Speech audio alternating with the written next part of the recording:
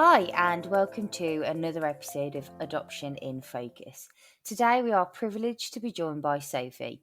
Sophie is one of our panel members and talks to us about panel and her personal experiences of adoption, including the importance of life story work and supporting adopted young people with contact. So, Sophie, could you tell us a little bit about yourself, please? Yeah, I'm Sophie. I work in HR. I'm nearly 30 now. Ugh.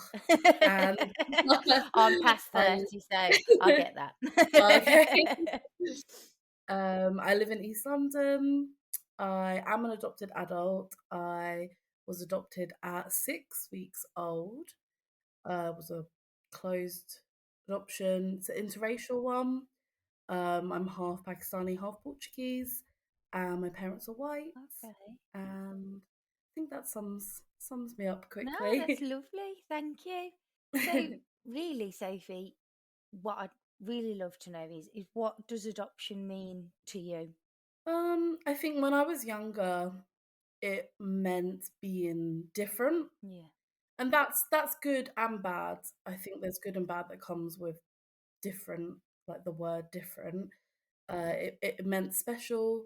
It meant unique. It meant I had, this cool story. Yeah. Sometimes it also meant outsider, or those feelings of outsider. Um, Now that I'm older, I think it is more about that story, having a wider story. I always try and like picture my life as a book. No. Just one of my coping mechanisms, I guess, through adoption. I think of things like books, like stories.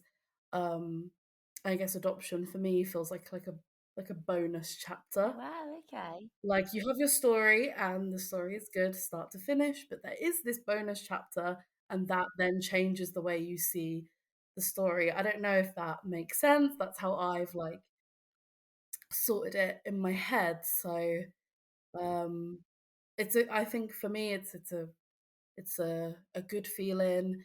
It's having layers and yeah, chapters.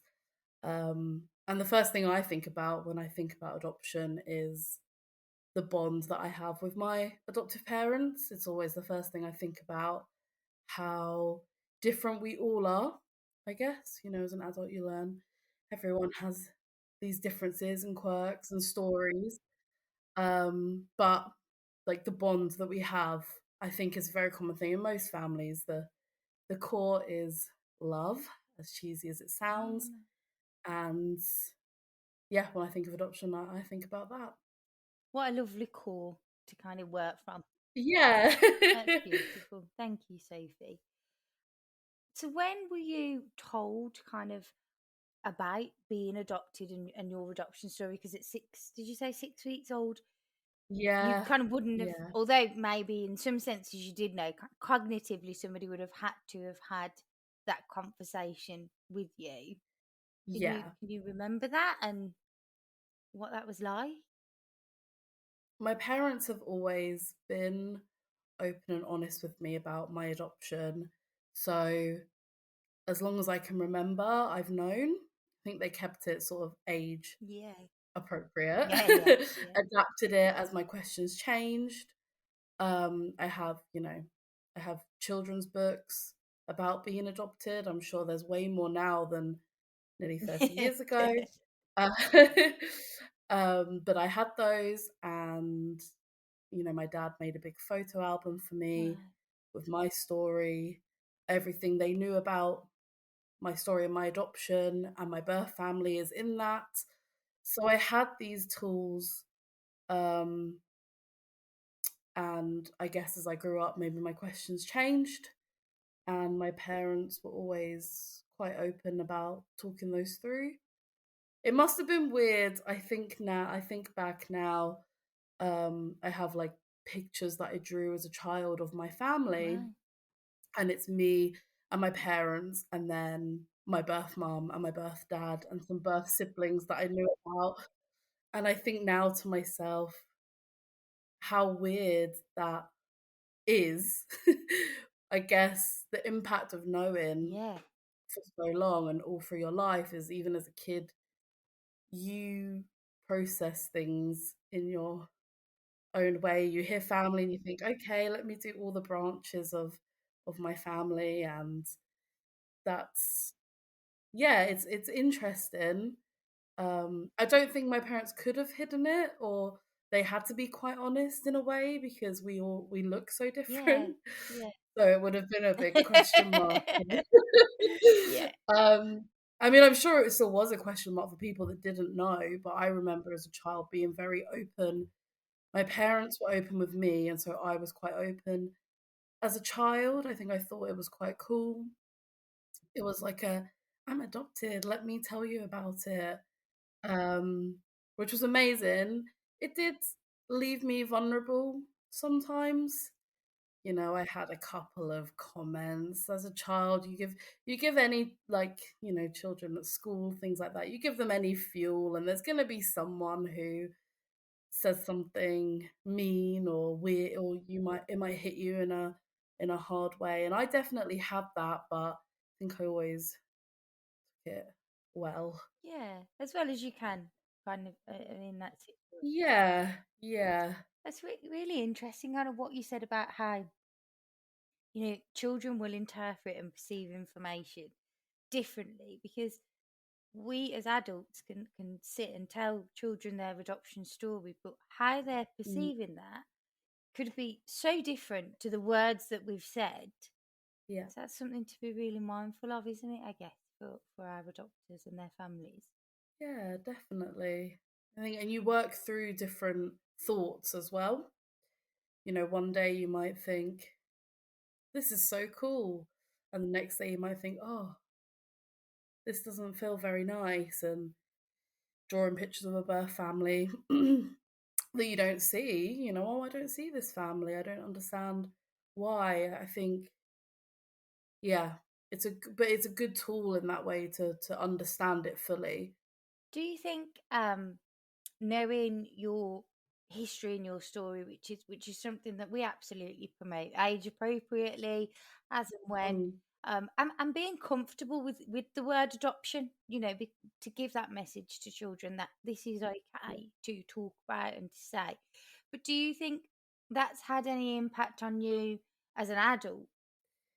I think you learn to be quite open about who you Hmm. are, and that plays a massive part, in anyone's adult life. I think identity is a big thing for everyone that resonates with Yeah. everyone, this sense of identity. So having adoption, when you're adopted, I think adoption is at the forefront of your mind. You're always thinking about your identity and who I am and how do I get that across to people? How do I fit in with people? How do I, all these questions that I think a lot of us have. I always thought as an adopted person they were at the forefront of my mind. So it definitely became a little bit of a superpower, I think. Yeah, I love that. Yeah, I've had to do all this thought about Yeah, myself and where I fit in, that then when you're an adult, it's like, I've oh, got this. this is, yeah, this is okay. Yeah. um, I mean, obviously ups and downs, Cool. but yeah, I would say it's a bit of a superpower, Yeah. especially because now I find myself working in HR, which is all about people and their stories and the diversity. And so for me, this is like been working myself up to this, and I'd like to think I'm quite good at what I do because of the things that I've experienced. Because of your superpower. I Yeah. absolutely love that, Sophie. It is, we talk about layers. You've spoken about layers and those bonus Mm, chapters, and it is, you know, unfortunately, you have to develop more resilience. yeah. But there's also other things you develop that are a real kind of strength then in adult life, I guess, of that self Yeah. awareness and that ability to reflect and to be empathetic to other people. Yeah. Exactly. Those are incredible I think things. it's great to have when you know that you're adopted and you have spoken about your story so many times and processed all these thoughts. You've kind of already done a lot of the legwork. Yeah, yeah. As you get older, it's like, oh, okay, well, I've been talking about things similar to this since I was however old. Hmm. Um, so yeah. That's one of the many reasons why it's so important then, isn't it, really, to prepare our children for adulthood and Yeah, having a sense of self. definitely. If you don't mind me asking, did you at any point attempt to or have contact with your birth family? I did, yeah. I think, I mean, I always knew that I wanted to, probably Hmm. from those first drawings Yeah, of it's everyone. natural. It's a Yeah, natural. Yeah. yeah. I think I wanted to see, for me, it was very much I want to see where I came from. It wasn't less about relationships, more about I need to see, For yourself. I need to Yeah. physically see a birth Mm. parent, I need to see myself in Yeah. someone else. That was a very important thing for me in my journey. I did start the process. I eventually made contact with my birth mother when I was 19. Wow. Um, we, this was all through social services. Yeah. I didn't just go out by myself. Which some people Um, might do. So, yeah, some people might. I'm glad to hear that it was done in a way that was safe and yeah. Yeah, yeah, because that's an important thing as well. You don't know what it's the unknown. It's Mm. the complete unknown. So it was important to me to do it the right way. We shared some letters. We planned a meet, and that meet unfortunately didn't happen, Okay. which brought up a lot of stuff. You kind of go through the trauma again. Yeah, Trauma you might not have experienced as a child, but you knew about. that whole grief as well, I imagine, and Yeah, that abandonment, yeah. someone not wanting to meet you. That's hard in most situations anyway. Um, because I'd gone through that route, I had some counselling around it already just to prepare me. My parents as well joined me for that, so we were all aware of how. I don't know how you can be aware of the unknown, but we were trying to prepare. Yeah, you would Yeah, prepare, exactly, yeah, you prepared as it was much as you can be, I guess. exactly, and it was hard though. It was hard. I was 19. I was at uni, so I tried to squeeze it all into a summer. Okay. Yeah. And and then I had to leave my parents again, which so it was to go back to uni. It was difficult. Mhm. Um, it was good to get that letter though. Okay. So I think I never did meet my birth mum, but the letter that I had from her meant a whole lot to me. I found out more information, so you kind of you get a part of your story, um, and then I kind of got all this like new information. Yeah. I think when you're adopted, all those finer details you kind of go over them in your head a lot. They're really important to you because they're the little bits of information you have.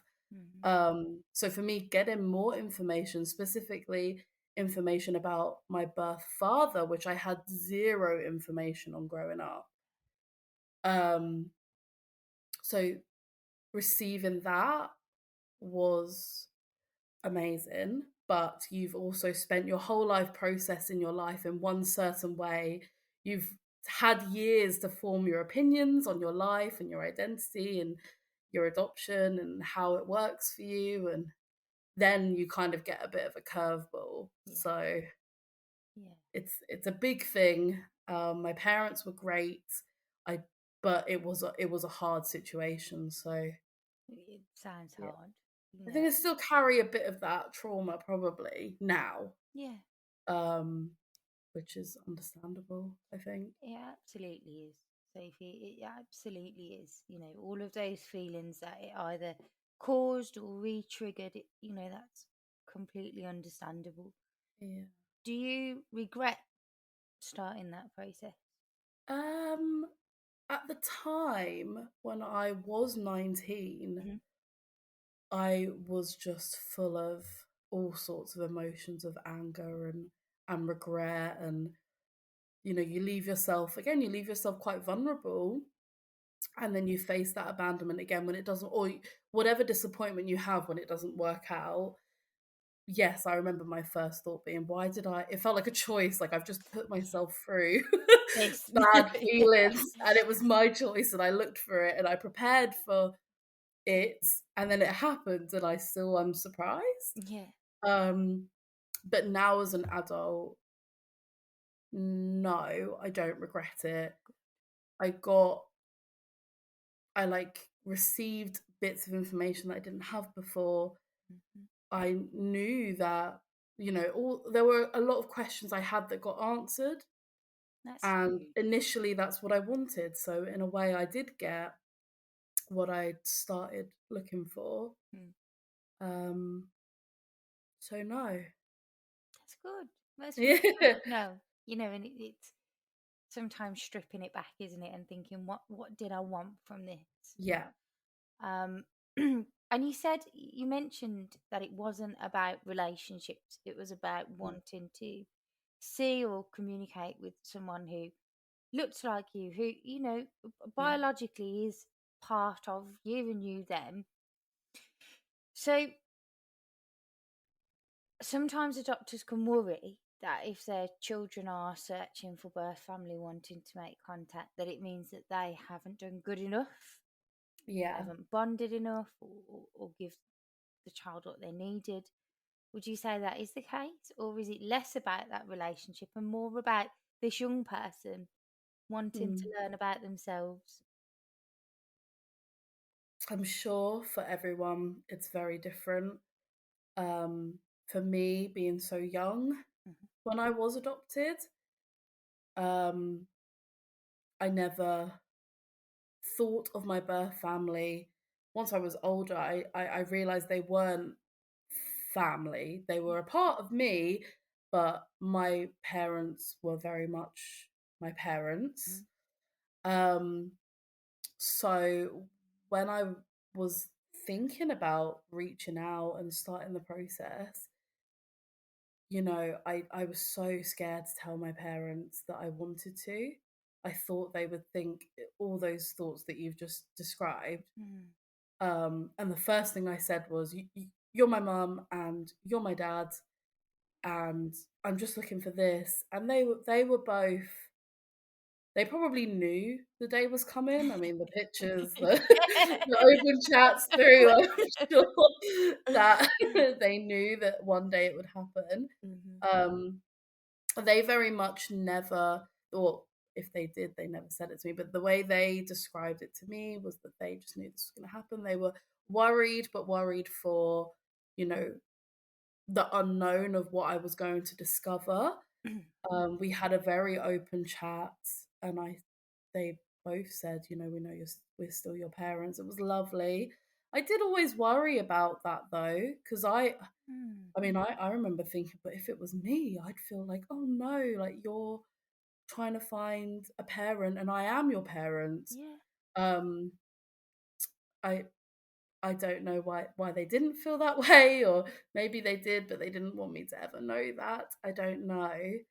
Because for me, it would have been heartbreaking if they said that. It would have made things 10 times worse Yeah. if I knew that's how they felt. But I was very clear that I wasn't looking for that relationship. It didn't feel like something I needed for me. I'd already had the time to think about what I wanted out of that. Yeah. I think that's an important thing to think about before you jump into something like that, is what am I looking for? It's the same with any big decision you Mm. make. A new job, what do I want from this new job? A new house, what am I? So yeah, I think it is about taking that time and yeah. Brilliant. Thank you. And you're one of our panel members now, aren't you, Sophie? Yes, I am. So you sit in on panel, making Yeah, recommendations about the approval of prospective adopters. So, yeah. what motivated you to want to do that? I have always wanted to get involved in something Mhm. like adoption focused. Yeah, um, I I- like what you've done there, yeah, do you see Sophie. what I did I like there? that. um, I wanted to get involved. I found Adoption Focus.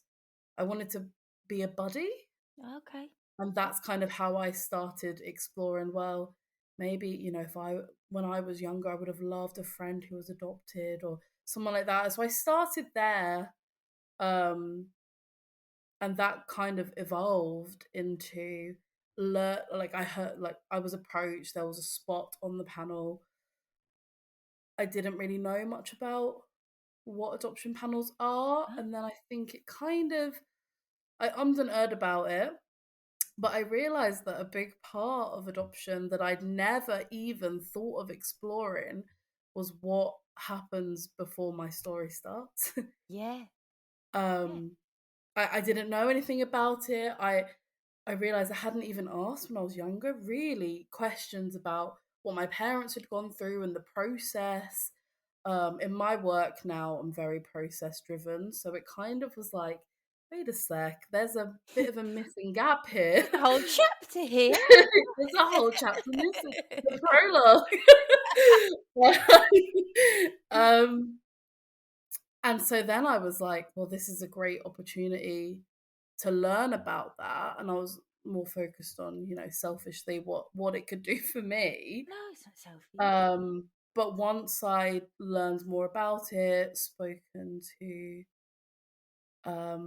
people about it, my parents about it, I was like, how could I not get involved in this? I really want to be a part of that.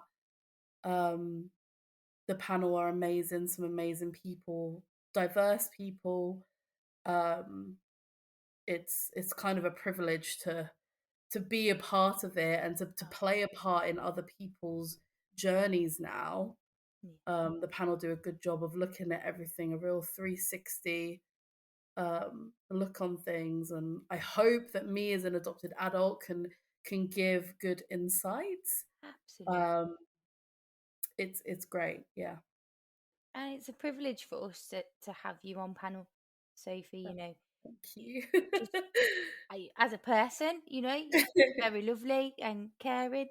But like you said, as an adopted adult, to think about the lifelong nature of adoption, that Yeah. that parenting is for life, and there are going to be things at different ages and different stages that crop up, and thinking about it from that perspective. So you're a very, very welcome addition to panel. So I'm thank glad. you. Um, just a final question for you, really, Mhm. Sophie, and not to put you on the spot.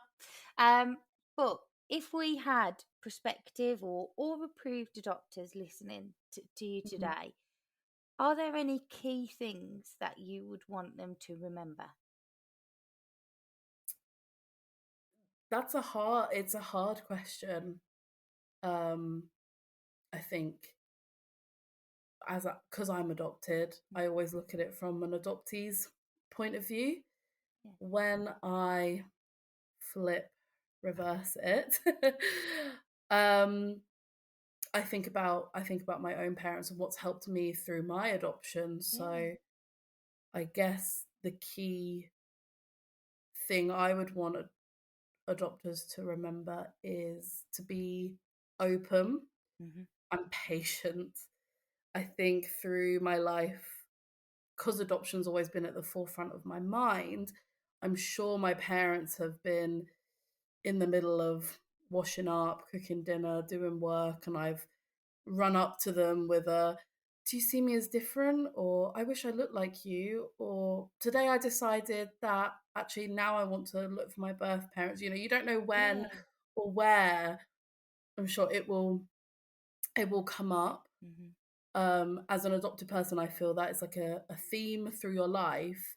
And one day you might just have a thought. And if you're lucky enough to have that bond, a bond that's probably formed on being open, Yeah. you want to tell your parents about those thoughts straight away.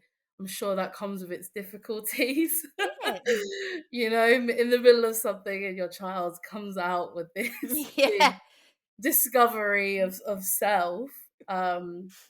I think to always, remember that your child will probably think about this Yeah. a lot more than you think. Yeah. And to be open and prepared to talk about that anytime, and that it's important to them. I'm sure they would though, adopters, I'm sure they will. I'm sure they will, but it's always invaluable to hear it from Yeah, someone who has been adopted and has had those thoughts and those questions and what helped. So thank you. yeah. Really thank you. It's been an absolute pleasure talking to you today, Sophie. So thank Yeah, you very much. thanks for having me. Oh, thank you. Thank you to Sophie for being so open and talking about the importance of talking about adoption and supporting children and young people to have a positive view of themselves. Chatting with Sophie was a really powerful reminder of the crucial role adopters have in both childhood and adulthood. We would love to hear what you think about the episode, or if you have any topics you'd like to hear us cover, please email in to podcast@adoption-focus.org.uk.